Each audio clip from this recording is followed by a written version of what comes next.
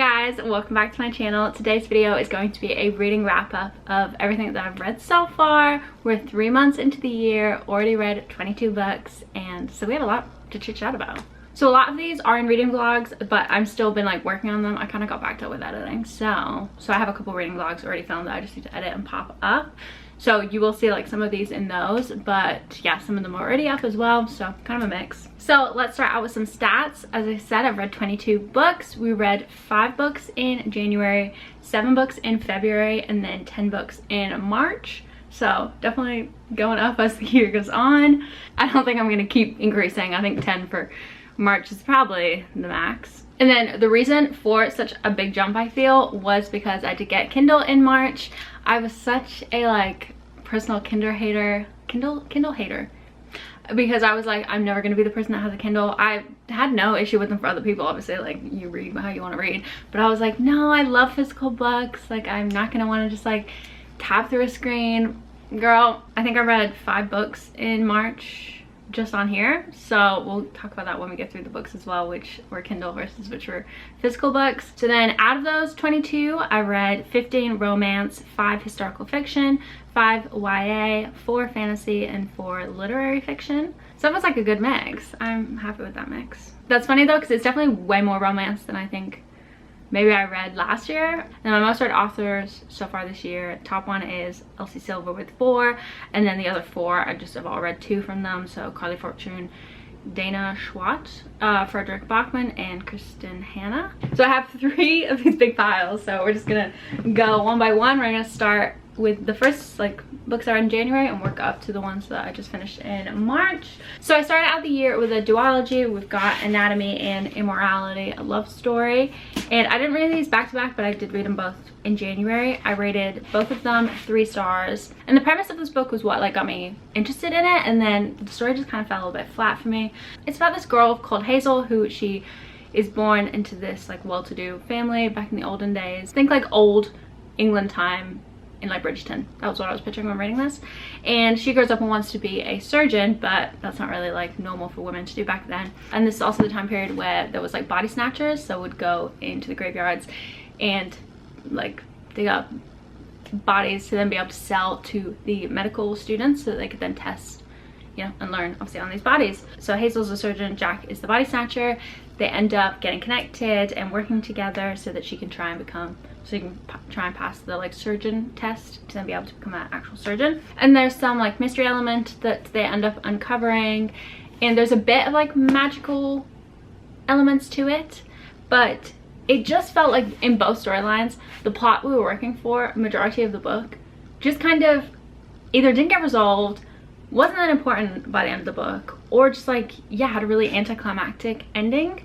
So that's why I rated it a 3-star. I spent all this time reading about this situation, and then it was just like all of a sudden over, and I was like, oh, okay, we're just moving on to the next. Cool. I don't think I would recommend. I think if you own them already and or the premise does intrigue you, cool. So in January, I also started a new fantasy series, and I think this is kind of why I've then not read a ton of fantasy, because I wasn't like obsessed with this book when I read it. It's An Amber in the Ashes. So it's about this girl whose family was kind of captured by the Empire. There we go. Of course. And her brother is arrested for treason, and then she ends up having to work with the rebels to try and like free her brother and figure out like what's happening with him, where he is, all that kind of stuff. So then she ends up becoming a slave for the commander. So you're following along her storyline with like meeting the rebels, getting connected with them, becoming now the slave. And you also have Elias, who is a soldier in the Empire. He's like, me questioning as if I'm like, I've read the book. And it just didn't grip me. I don't know, I genuinely couldn't tell you what it is about it. I think it felt like I was just missing, there was just something I was missing and just not connecting with. And it was just something that wasn't clicking. And so I ended up rating this a 3-star, but and I think it took me 18 days to read, which is a long time for me to finish a book. So I think that also didn't help, because then I feel like I just kept forgetting what was happening. So it is very much like, it's so your typical fantasy, simply put. If you like fantasy, I feel like you would like it. So yes, I think that kind of put me in a fantasy slump because I was like, okay, I'm not obviously not going to start a new fantasy series. Like I really want to read like Quicksilver and such, but I was like, I need to just finish the series first because I knew it would get better maybe. Currently reading the second one and I'm reading on my Kindle. So one, I think that's helping. And then two, I think I am just kind of like understanding it more now. I don't know. Like it's still giving me the same energy a bit, but I am still trucking along. But I have heard a lot of other people, like Heather Reed's just recently read it and she was raving about it. So I do think if you've been wanting to read it, don't let me put you off it. I think you definitely should still pick it up. I think I just have to remember that not every fantasy book is going to be Throne of Glass level, and that's fine. The sun keeps coming in and out, and also I'm wearing a dark shirt, so that just not helping the lighting. That was my bad. So next we have Reckless and Hopeless by Elsie Silver. These were the last two books in the Chestnut Spring series.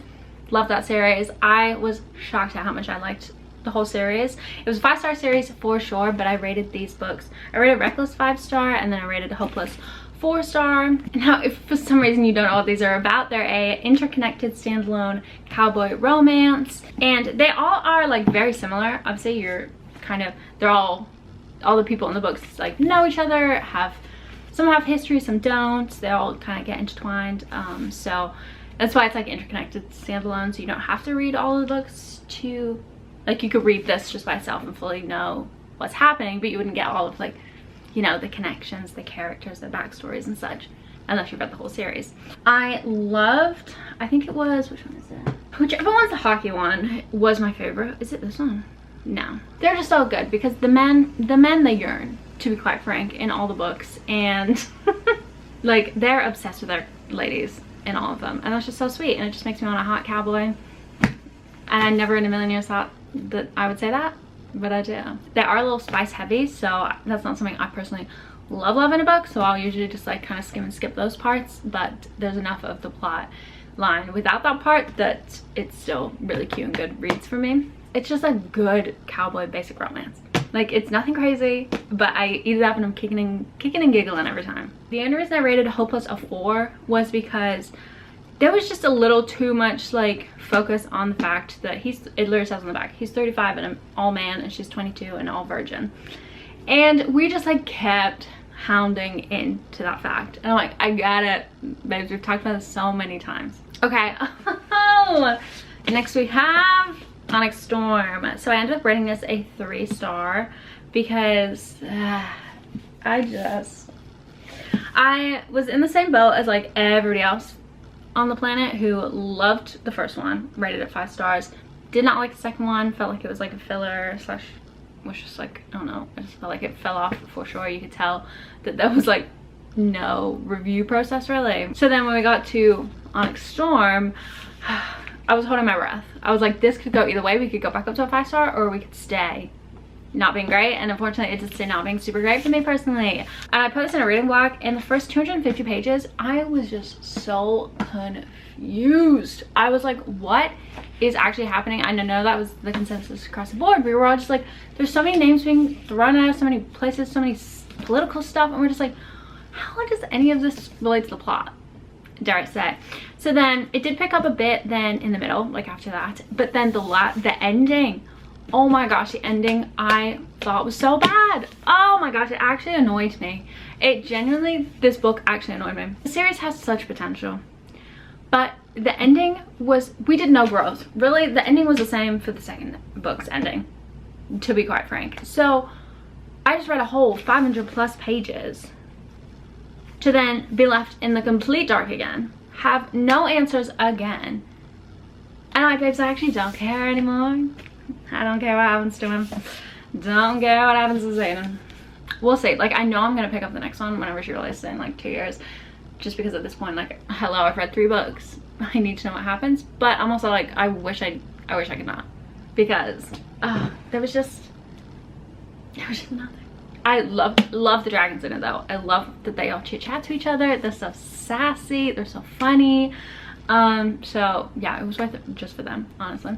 We're now into February. We did a blind date with a book video where my bestie gave me some blind date books. So this was the first one out of that. It was the Scorpio Races. This was really good. I rated it a 4-star. So the plot line is these magic horses, and she literally has told me how to pronounce them multiple times. Can't remember right now. So there's some magic horses that come out of the water, the ocean, shall we say, and every November they have the Scorpio Races. So you're following the story of two of, I was supposed to say children, I think they are quite young. Oh, 19. Okay, so they're like teenagers. You're following Sean and Puck as they are going to be in the races. Sean has always like been in the races, but this is Puck's first time. She doesn't have a magic horse, she just has a normal horse. So you're following along with that as well. And at first their stories like aren't super connected, and then obviously as you go along they get more connected. And I cried at the end. Literally actually cried at the end, which was crazy, because the whole book I was like, it didn't grab me in the first half, not gonna lie. It was giving a bit horse energy, and I was just like, okay, let's get to this race because I want to know who's gonna win. And then the second half flew through, because then it was like started to get closer to the race. I was excited to see what was gonna happen, and then yeah, the end was like, oh my gosh, whiplash. And then I randomly picked up Last Twilight in Paris, and I haven't heard anybody talking about this, but it was really good. I really liked it. It was new, it just came out in February, so I was doing a video like talking about new releases, so I was like wanted to pick up something else to put in that video, so I just randomly picked this up, and it was really good. It definitely was very similar to The Nightingale by Kristen Hanna, so if you like this or just like her writing in general, I think you would also like Last Twilight in Paris. They both are about World War II. This just was written very similar in the sense of you're following two women, two different timelines, and they do a lot of back and forth with both women's timelines going back and like to back during the war and then present. So it kept the story, I mean it's already a short story, but it kept it going like really fast paced because you're following like 4 different basic plot lines throughout just like a short book. I ended up rating this 5-star, and as I said, if you're into historical fiction, then I would really recommend this. It's also like a mystery element in the sense of something happened to one of the woman's friends back in the war, and she passed away, and she was always suspicious of what happened. The next book was another one from that blind date video. This was Small Town Girl, and I rated this a 4-star. I read this literally in one day. It was just a good, again, like basic romance book, and I never say basic in a bad way, because like, should I say classic? A classic romance book because they're just like, you know, it's a formula they follow every time, and every time it's gonna hit. It was about a famous country singer who came back into her hometown to look after her mom, and there is a next door neighbor who she used to bully in high school. Then he ends up being like really sweet to her mom, has been like kind of like looking after her a bit the past couple years, and like just helping out when needed. The only thing I didn't love is this book did make me like more realize that I don't love a second chance romance when she like, when like one of the person in the relationship like either didn't like the person in the past or like bullied the person in the past, and then he's like still been was like pining after her kind of all those years, and I'm like, sir, like stand up, like she literally was so rude to you, why were you in love with her? And we just like move on from that fact as if like, yeah, that's fine, it's fine. They're together now and love each other now. So like he literally said the words to her like, oh, I've loved you since the day I knew you, or something like that. And then she's, I wonder if I can find it, probably not. And then she was like, oh, I wish I could say the same. You wish you could say the same? Because it's actually so embarrassing. Yeah, I wish you could too, but no, you were bullying him. So maybe the rating of 4 was a bit high. It definitely was a bit high now in like retrospect. Probably more 3.5. Next we had Wayward, which again, maybe I was being too generous with rating this a 3 too, because this also, I might bump this down to like a 2.5 or maybe a 2 if I can be able to change it. This felt so flat for me in the sense of there is no trigger warnings on the back, in the front, like anywhere in the book, or any indication of the type of like heavy topics that are present in the book. And you're following 3 different women's storylines, and they're all connected somehow. There is some like abuse from men in every single storyline, not if not one, multiple times. And I feel like that's one, a very heavy topic, so it's not like something you want to just like, you know, throw in the book and not mention it anywhere on the back or anything. Again, like I wasn't going into this book thinking that that was going to be a part of the plot line, and it's not like stuff like that happening to women is obviously not like fun, easy reads. And I talked about this in the video where I read it too, but I was like, there's a way to talk about that kind of stuff with care and in like an empowering way, or like sharing women's stories kind of way. But because the only way they were able to get out of those situations in this book was because they had magic, because they were witches. But the only time the magic was ever talked about was when they had to get themselves out of those types of situations. So it wasn't like, oh, they were just using their magic on the reg. No, it was like they used it just to get out of those situations. But then to me, that's then not empowering to like real women or like, you know, real life stories, because yes, you can be like, oh, every woman has powers inside of her to like conquer things. Okay, like no one has actual magic, we're not witches. So from such a low to such a high, Rebel Witch rated this a 5-star. This is part of the duology. The first one is called Crimson Moth / Heartless Hunter, depending on which country you're in. I don't know why there's two different names.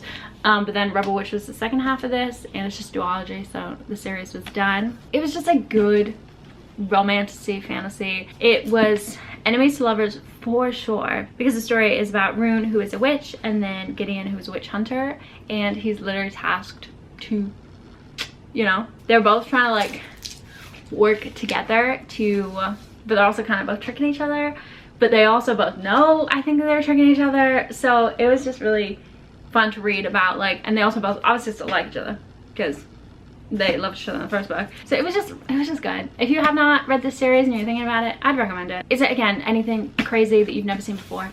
No, but like just a good romantic fantasy. Oh my gosh, you love me so much, but you have to, me? Oh no, what are we gonna do? Oh, and there was a cabin with only one bed scene.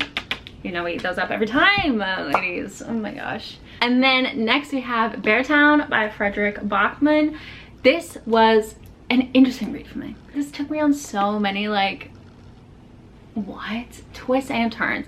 I ended up rating it at 4.5. I did read the second one, but I read the second one on my Kindle, so I don't have the like physical copy. That's the third one, which I have since read, but not, I read it in April, so I'm not talking about it in this video. But for the first one, it was, so, okay. It's about a hockey town. Like, hockey is all they, like, it is their life. Like, everyone in the town, it affects so much. Like, it's so intertwined with everybody's life, no matter whether you like hockey, play hockey or not. Like, it's just such the foundation of the town. They're gearing up for this like semi-final match, and then so something happens to one of the girls in the story, and then it really divides the town. They basically all pick sides of like who's right, who's wrong in the situation. That then has effects on the hockey team, and then again, because the hockey team is the foundation of literally the whole town, it affects the whole town.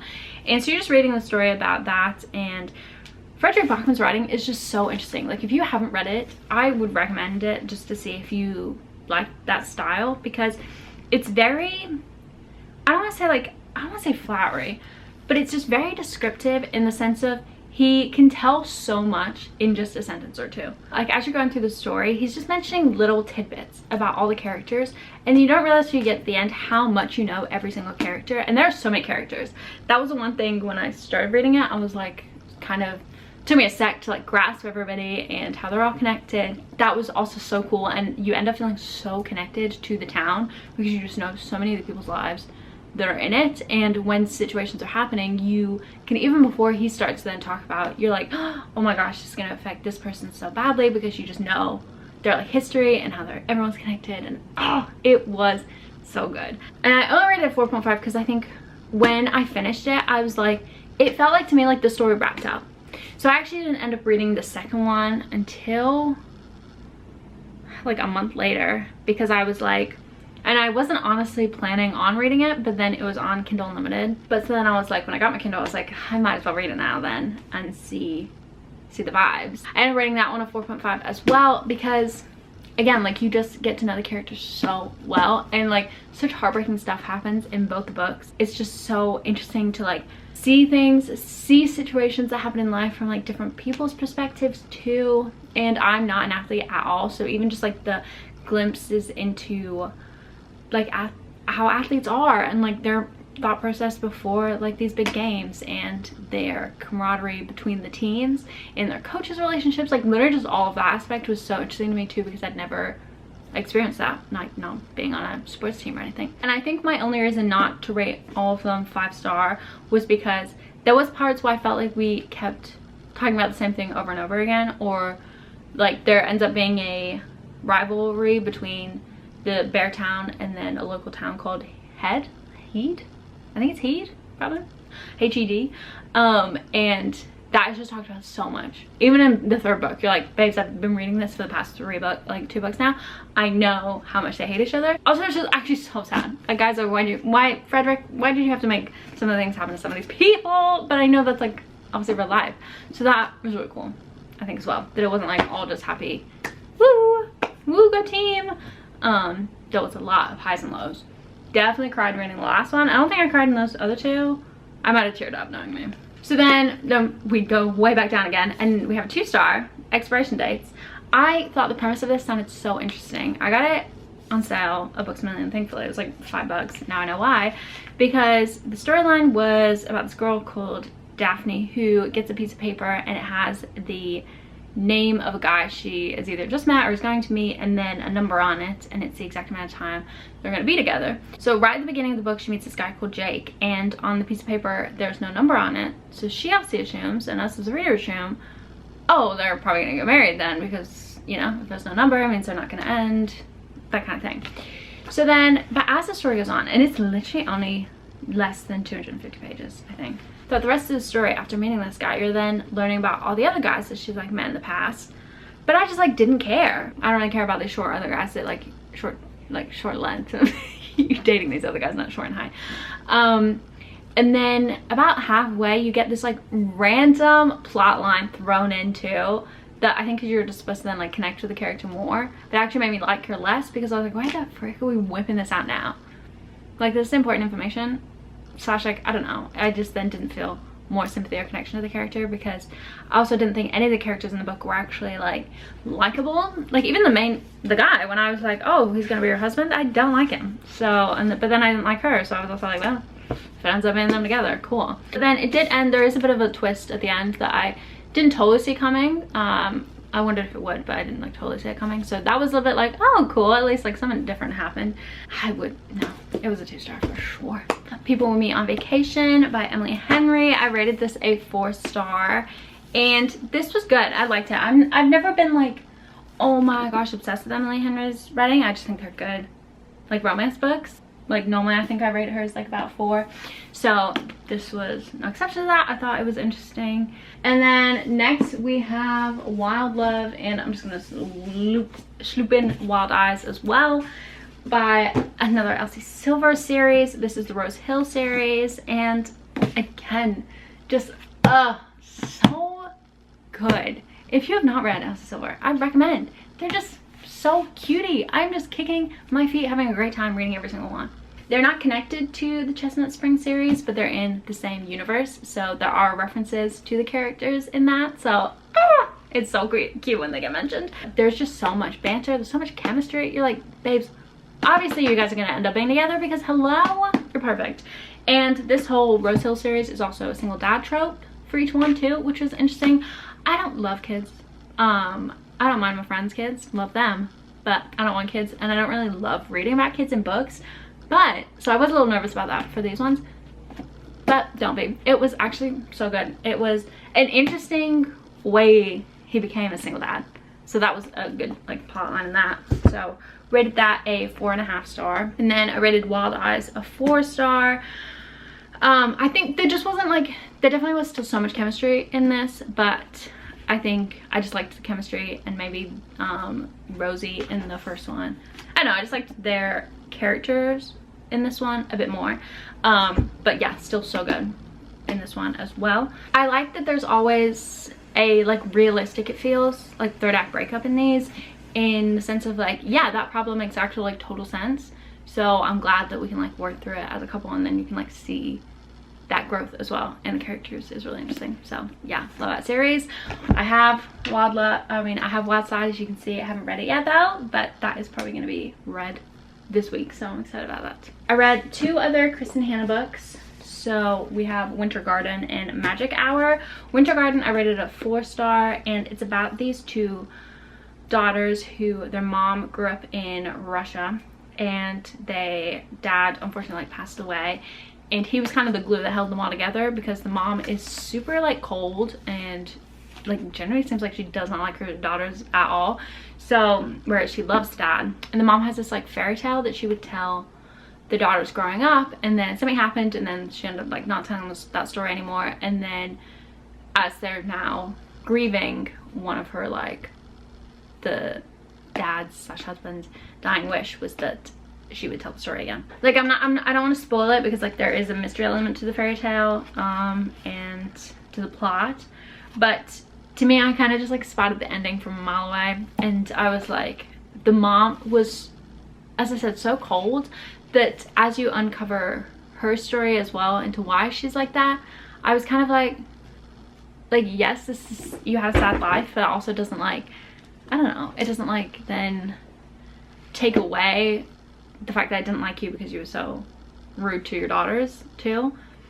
So I just never ended up really like loving the mom. So I think I just then didn't really love then how it wrapped up, because you know, we're like, oh, we're not besties then, and I'm like, oh no, she was still like she didn't have to do all that. So then I read also Magic Hour, and this was such an interesting read, because the storyline is this little girl just shows up with a fox, like a little fox. No, it was a wolf. You don't really know where she came from. The people of the town have no idea where she came from, so they're trying to figure that out. It's so interesting though, because the little girl, she basically is acting like she's lived out in the wild for a bit. Like she was held captive in the wild for a while.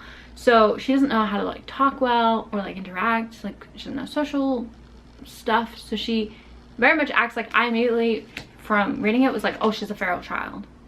Because like I just feel like I've heard about like that type of storyline and that type of how children act.